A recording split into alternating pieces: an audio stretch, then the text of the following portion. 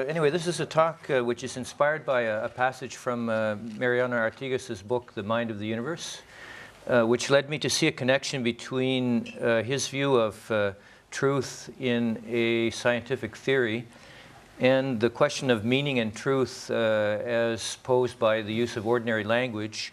And at the end, I will attempt to take a bit of a plunge and build a bridge towards truth and faith, once again with ordinary language sort of being the central component in all of this. So I'm going to start by a reference to the only linguist that anybody's ever heard of, who's not in linguistics, Noam Chomsky, and the sort of approach to meaning which is taken in this very well-known approach to language in the field of semantics, where meaning is defined in terms of truth, okay, and truth conditions. So Chomsky in linguistics attempts to achieve objectivity, okay, in its treatment of meaning by dealing with semantics in terms of truth conditions. Okay, now this involves treating a sentence as an abstract object whose meaning can be defined by truth conditions. Okay? This assumes that the analysis of truth need not make reference to any subject who knows truth. Okay? So it's it gives an appearance of scientificity or scientific, whatever the noun would be, so it objectivizes a sentence meaning. Okay, defines it in the terms of the way the world must be in order for the sentence to be true of the world. So places meaning outside the human mind and defines it in terms of world scenarios. So an example of that would be the circle is inside the square. Okay, so here the meaning of this, I'm just going to scare Russell here and get in behind him where he can't see me. Of this sentence in this sort of approach is a set of situations somewhat like these, okay, where you have the circle inside the square. So the meaning, the truth conditions for this sentence are all the complete set or the infinite set of sentences in which the circle is inside the square. Okay, now this makes, as I just mentioned, the meaning of even the simplest sentence, such as this one, into an infinite set of situations. As I could go on drawing squares and circles all day here, and all night, and tomorrow, and for the rest of my life, and I would not exhaust all of the possibilities. Okay? Now, in reaction to this, in a recent book, a philosopher of language, Paul Saka, in a book called How to Deal with Meaning, pleads in favor of incorporating into the analysis of language the subjects who speak, hear, and use it. Okay? So, since a sentence cannot exist in the abstract, but is always the product of a specific act of language carried out by a particular speaker at a particular time, he argues that you have to take into account the impact of the situation of utterance and the speaker's intentions on the message which is conveyed by the sentence. Okay, so if we take our example, the circle is inside the square, we go back to it, and let's say that instead of being in London, England, we are in Washington, D.C. We have somebody from Washington here, where instead of roundabouts, they have traffic circles. Okay? And you imagine the speakers in a huge public square in Washington, D.C., where they have traffic circles, and it's explaining to a lost tourist where the traffic circle he is looking for is located. Okay? The circle is inside the square. So you see that you have to take into account the situation in which the sentence is said in order to understand what it means. Okay, because it means something very different from that that you have on the board there. And you also have to take into account the speaker intention. Did the speaker mean partially inside or completely inside? Okay, because if I draw this, okay, now we might argue, okay, is that circle inside the square? Now, if I say that, meaning the circle, if I say the circle is inside the square, meaning at least partially inside, then it's true what I say. Right? If I say that, meaning the circle is some, if I were to say it, meaning I wouldn't say it. I would be lying if I meant that it was totally inside. So you have to take into account Saka proposes that you have to take into account the speech situation, the speaker's intention. So he's proposing a subjectivist account which claims that truth and falsity as attributes of sentences, statements, and beliefs are just like sentences, statements, and beliefs. Both are products of agent subjects and hence ultimately grounded in the subject's beliefs. And this would account, this allows you to account for the variation in message according to speech situation and speaker intention that we just observed with the circle is inside the square. Now, even a statement which seems as objective as this one, water is composed of hydrogen and oxygen, could be used to assert very different and diverse things. So the predicate is composed of hydrogen and oxygen could be intended to convey either the idea of consisting strictly of hydrogen and oxygen or that of consisting of hydrogen and oxygen among other things. Okay? The subject, water, could be used to refer to ordinary tap water or to the pure chemical compound H2O, right? Now, in the case where the subject refers to tap water and the predicate denotes strict composition, water is composed of hydrogen and oxygen would be false because the liquid that we drink from our taps has got all kinds of other stuff in it. Chloride, fluoride, microbial, other stuff that I won't mention, okay? And we're better off not being aware of consciousness. Some of the possibilities. We stress into account conveyed by the sequence of words composed of hydrogen. The following. Water has this composition, but hydrochloric acid does not. Okay? That's water is composed of hydrogen and oxygen. Although you seem to have forgotten this basic fact, it is still the case nonetheless. That's water is composed of hydrogen and oxygen. Water is not simply a mixture of hydrogen and oxygen. That's water is composed of hydrogen and oxygen. Water is not composed of nitrogen and oxygen. That's water is composed of hydrogen and oxygen. Water is not composed only of hydrogen. That's water is composed of hydrogen and oxygen, and water is not composed of hydrogen and helium. Okay, I'll share you the pronunciation of that one. So, anyway, true.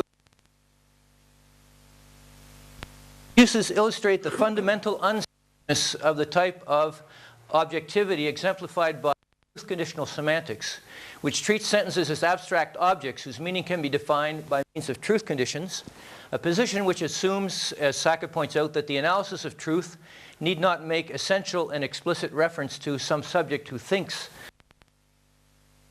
In my opinion, Saka rightly advocates explicitly incorporating into our analysis of language subjects who speak here and otherwise use it, and given the range of interpretations of the sentences illustrated, it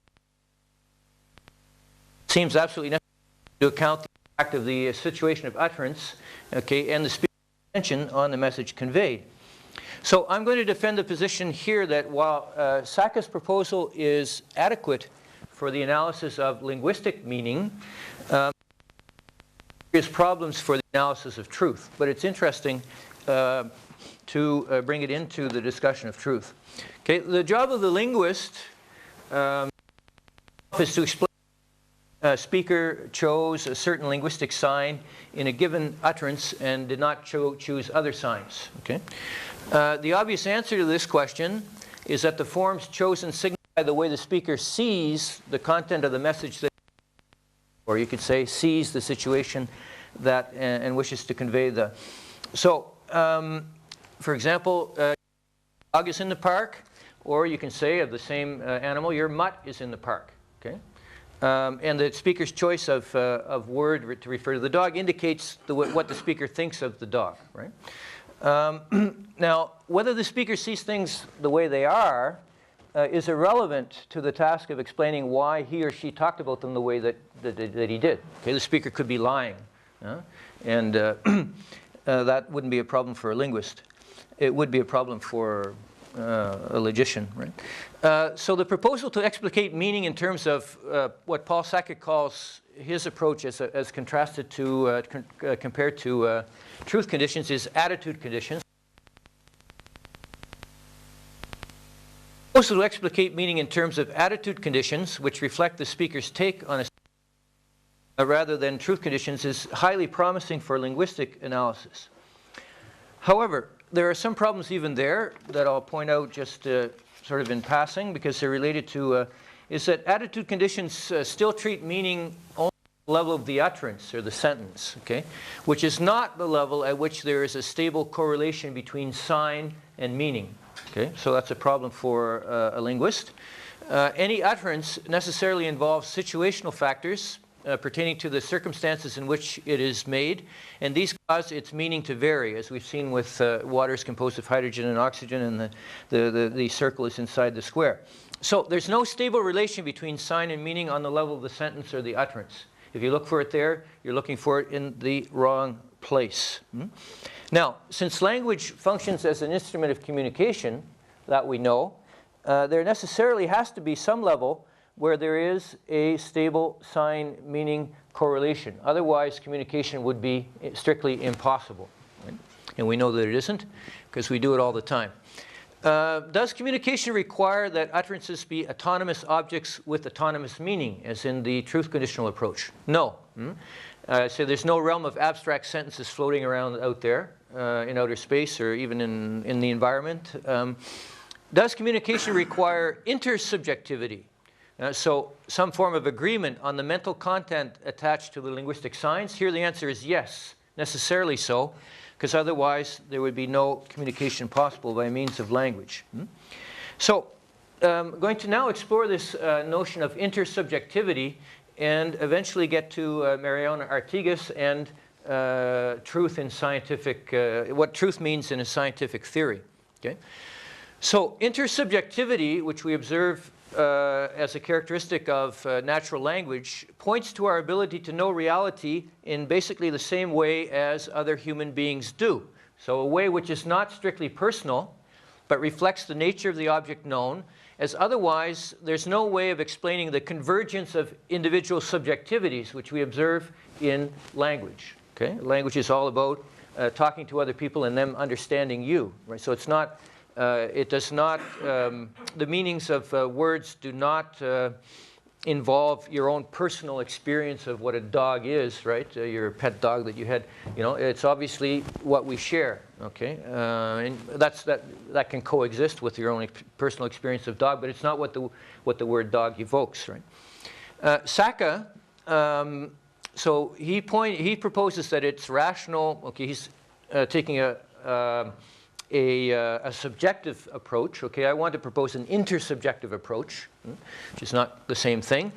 So he proposes in his subjectivist approach that it's rational to retain your beliefs even if they are not justified by any correspondence to reality. Okay? So the problem with that is it's destructive of science and rationality as well as of itself, right? Because it would imply that it's just as rational to subscribe to truth conditional semantics, which he does not subscribe to, as to his semantics. So I see what is at stake here is that the tension between subjectivity and objectivity, the relation between mind and reality.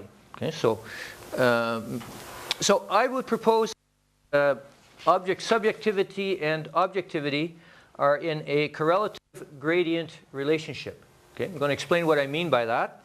On one end of the scale, you have utterances such as exclamations whose main function is to express how the subject feels. Example of that, yuck. Yeah. Okay. There's no great content in that word. It just expresses how you feel about something.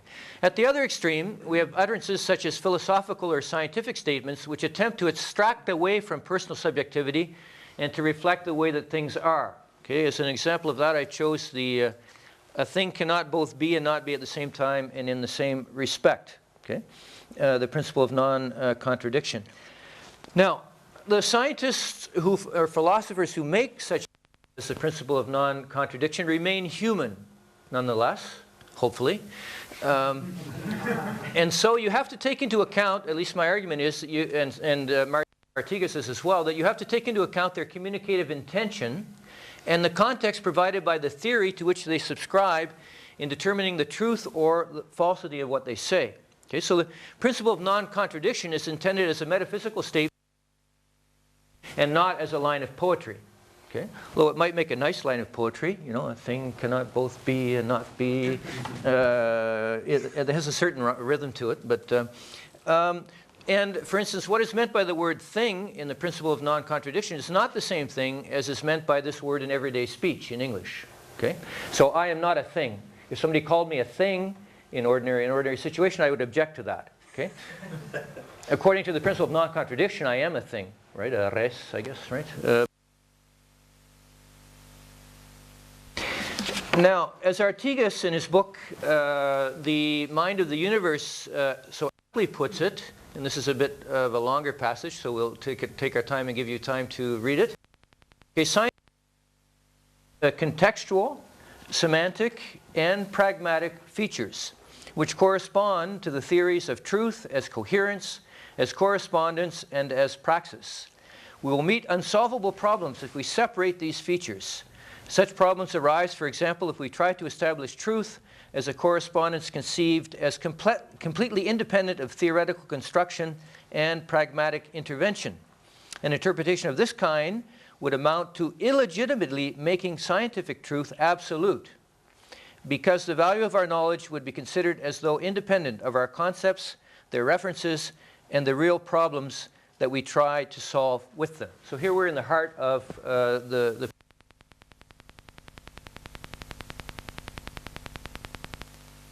as coherent, textual, the contextual aspect of truth, truth as coherence.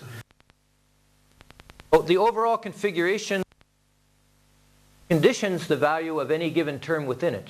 Right? In order to know what that term means, you have to go back to the theory and see how it's defined within the theory. Just preparing for the paper, I looked up on Wikipedia the word mass in physics, and I found in Wikipedia 7 different definitions of the word mass, right? According to what physical theory you're. The second aspect, the semantic aspect, so referring to the concepts of a scientific theory have a certain correspondence to reality, obviously. If they did not, we would never have been able to make an atomic bomb, right? To give an example which other people have given. The third aspect that he brings out is the pragmatic aspect, the problems that we try to solve with scientific theories. So there you have to take into account what their creators intended their theories to mean in order to evaluate their adequacy. Just as there are no sentences, so here I get back to ordinary language, there are no sentences without a speaker, there are no theories without a theoretician. Okay? And you cannot make someone say more than what they wanted to say, right? That's not nice. And it shouldn't be done. The perfectibility of scientific truth is a reflection of the limitations of the knowing subject.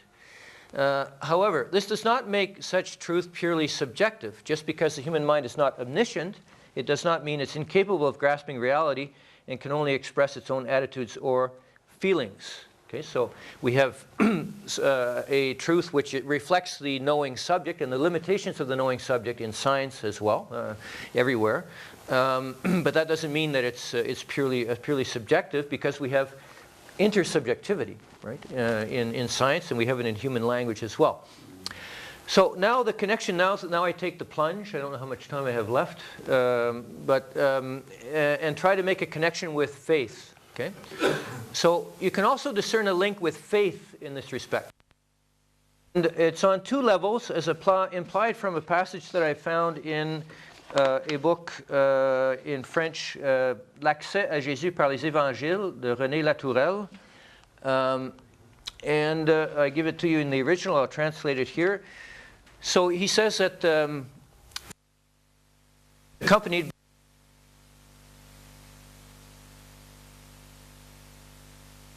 incomprehensible. In doubt, you would have to say that Kennedy was found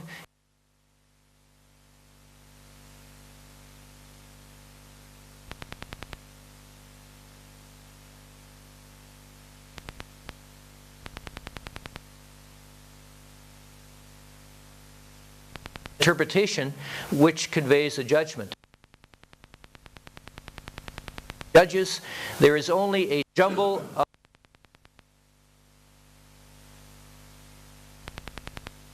history.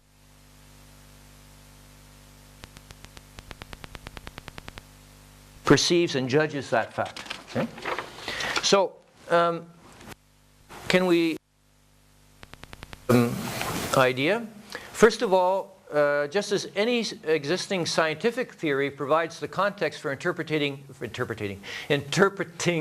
scientific statements, which are based on the belief that nature is rationally comprehensible and that theories provide a partial understanding of it, so the apostles' belief in the divinity of Christ provides the context for interpreting their witness concerning Christ's deeds and words. Okay? There's a context, that's sort of the theory.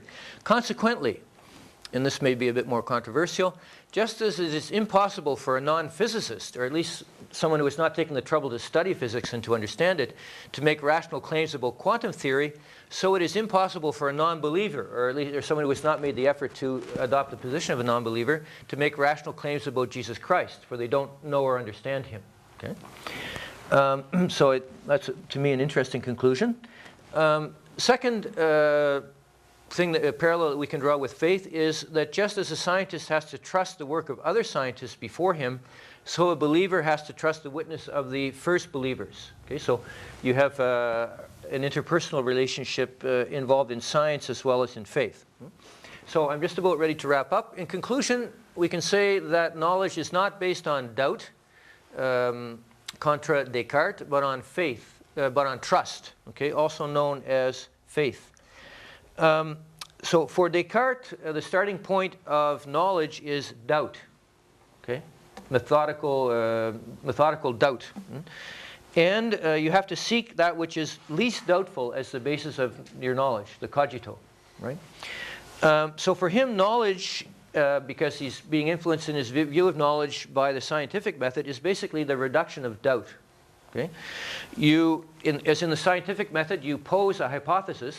An hypothesis is something which is inherently doubtful, which is a guess, a conjecture about what might explain certain observations that you would like to explain. And then by means of experimentation, you reduce your doubt with respect to that. Okay? I had an interesting conversation with a biologist about this, and he couldn't see how paradoxical I found it that he was proposing that the basis of knowledge is doubt. Right? It can't be. But in the scientific method, doubt it's basically all about reducing your doubt about a hypothesis. And that's why experimentation is so important. But that's not the way that we behave, and that most of our knowledge is not, with respect to this podium, I do not start by, doubting its existence, proposing it as a hypothesis and then reducing my doubt by experimentation, right? I don't need. So the scientist must trust his senses, at least when he's reading his instruments, right? Because if he doesn't, well, he doesn't have any data. And the scientist has to also trust other scientists and their conclusions and results. No man is an island, scientists included. And knowledge, scientific knowledge included, always involves a knowing subject who seeks to understand, as well as a basic framework or context, a theory, upon which the subject relies as a basis for interpreting, that is, understanding any particular fact. Yeah?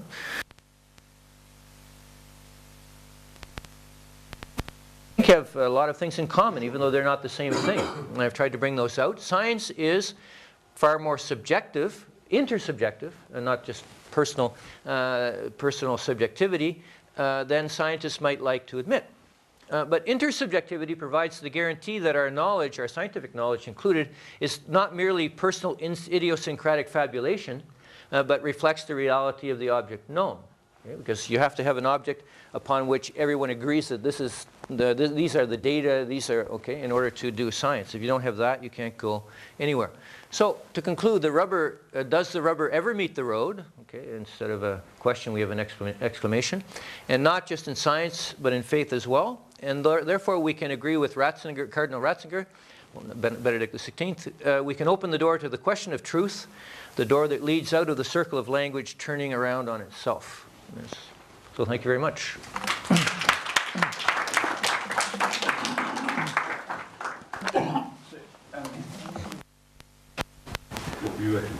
5 minutes. 5 minutes, questions.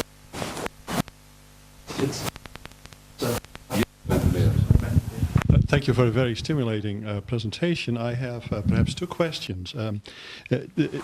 You had two conclusions that made your presentation relevant to faith. I thought there might have been a third one. Okay. When you were talking about intersubjectivity, this is something that is very important in scripture interpretation, where you have to respect the intent of the author. This is, of course, something that in interpretation today is totally ignored. What is important is the intent of the interpreter. But I wonder whether you would support that as a conclusion based on your presentation, that you have an argument for the importance of the intent of the author. And then the second question is, when you had your citation from Latourelle, did you intend, or did Latourelle mean to say that there are no uninterpreted facts? Because I could think of situations where there are uninterpreted facts when you face things that are totally unknown. So that wasn't clear. It's a question for clarification. Okay, can I start by the second? If you react to the thing as being totally unknown, that is an interpretation. Well, if you're baffled and perplexed, you're not a medical specialist, and you look at an X-ray and you have no clue. Right. Yeah. Well, that in that case, well, another aspect or dimension of that is that thing is meaningless for you, right? So, is it really a fact? In the sense of well, yeah. Okay.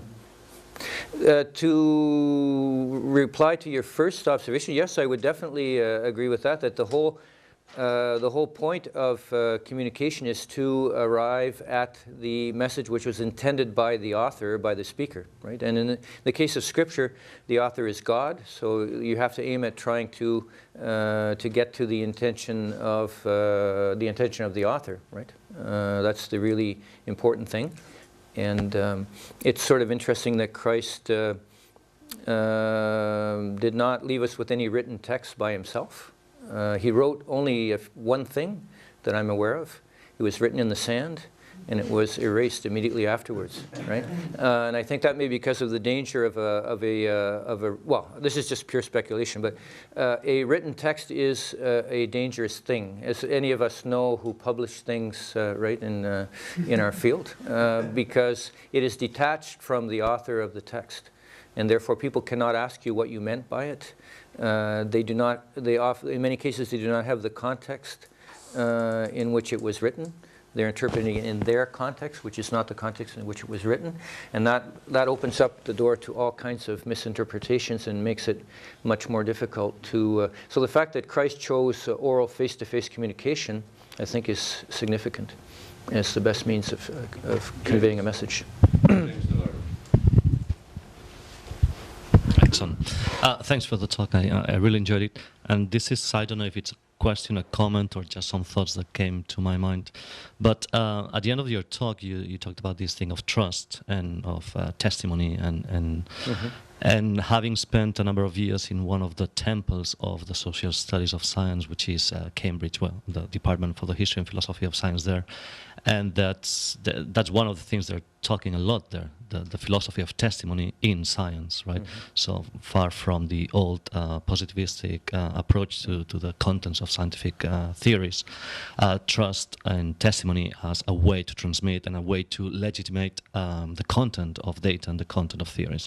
But having said that, so at one point you talked about this trust and this, so someone can only talk about Jesus or about Christianity if he's in a way, following Kuhn's terminology, inserting the paradigm, so that only a Christian can talk about Christianity. And it sounded to me as if only a Muslim could talk about Islam, or only an atheist could talk about atheism. Did you mean that?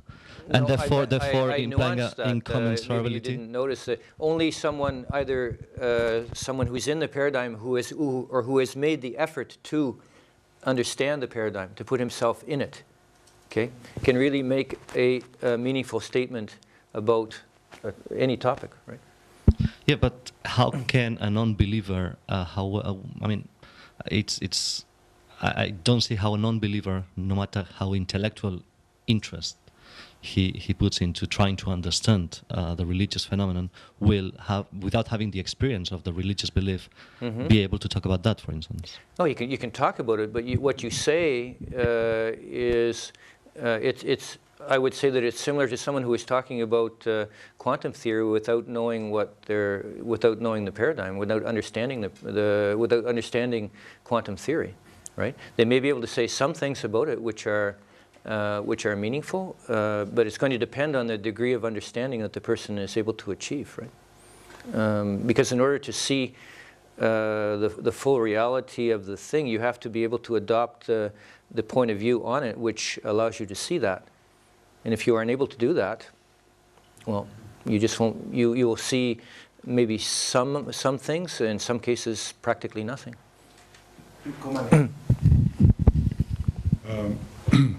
Two points.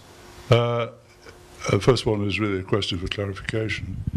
As far as I could follow you, your whole approach to the elucidation of meaning was in terms of utterances, asserted propositions.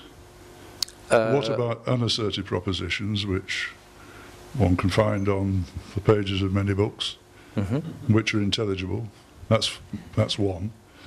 The second, what you actually said about Christ was that unless one shares, as it were, the basic assumptions of a Christian, one cannot have rational beliefs about Christ. Now, it seems to me that, for example, there are many New Testament critics who are not believers in the divinity of Christ. In other words, they certainly don't share the fullness of truth that, for example, that's communicated by the Church. But they nonetheless assert many rational beliefs about Christ, about his historical existence, about what he said, and so on and so forth. Okay, great. I'll start with the second one. It's in my attention focus, according to the theory of. Yeah, I think you're right about that. That what I said was too strong. Yeah, so I'll have to think about that a bit more to see. My point is that in order to express the full, reality of Christ, you have to be able to understand him, right?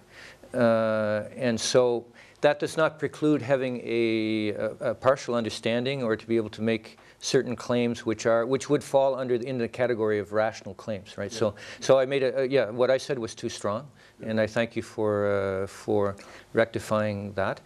The first point about non-assertive propositions, like questions or exclamations or things of that sort which do not assert anything. Those are really only no. Well, the first premise is not stated. Huh? Well, the first premise is not stated. Well, I mean, for example, in books of logic, I mean, you'll get examples of syllogisms. Nothing has been asserted. The present King of France is bald. It's an entirely intelligible sentence. No one is asserting it to be the case or not to be the case. Right, but you have to put that into the context of it's found in a book of logic, right? And it was said by a logician, right? Who was not trying to say anything about the outside world, who was trying to build a syllogism. That's the way you have to understand it. That's the only way to understand it. Because nobody would ever talk about the King of France if they're being bald if there is no King of France, right? Only logicians do things like that. Yeah. One brief question. One brief question. The concepts to which words refer, do they have objective content? And if not, objective content in what sense? I mean, the only place where they exist is in the mind. Are you operating with a realist or idealist conception of knowledge acquisition? What do you mean by a realist or idealist conception? If the ideas don't have objective content, then you know, how do they refer to reality? You know, the traditional Thomistic approach to knowledge acquisition is that there's a sort of an intentional form communicated. Right. To the Yeah, in the mind, sense and that they there's must capture abstraction. something of the object. Yes, right. But they are not the object, So and, they're not and they exist entirely- only in the human mind. So Right. there must be something more than the intersubjective in language. Yes, yeah, you have to explain intersubjectivity. Okay. That's what a point that I made in passing, which is that intersubjectivity points to our ability to know reality. Okay. Yeah, because otherwise you can't explain it. Yeah.